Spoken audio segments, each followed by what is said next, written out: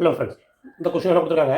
P by Q equal to 1/3 எனில் 27P minus 34Q divided by 36P minus 3Q equal to என்னன்னு கேட்டிருக்காங்க. இந்த மாதிரி ப்ராப்ளத்தில் P by Q கூட கொடுத்துருக்காங்கன்னா இங்கேயும் P by Q கொண்டு வாங்க.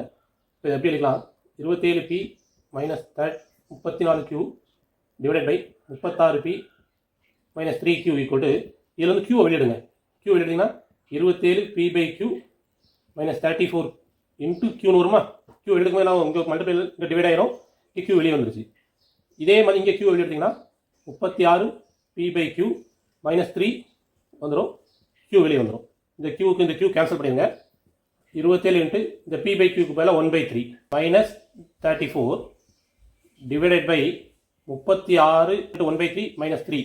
இது 3 டேபிள் 1 3 is 3, இது 9 3, 1 3 is 3, 12 3. இப்போ என்ன வந்துடுது? 9 minus 34 divided by 12 minus 3. இதுலேருந்து சப்ராக்ட் பண்ணும்போது என்ன ஆகும்? 25.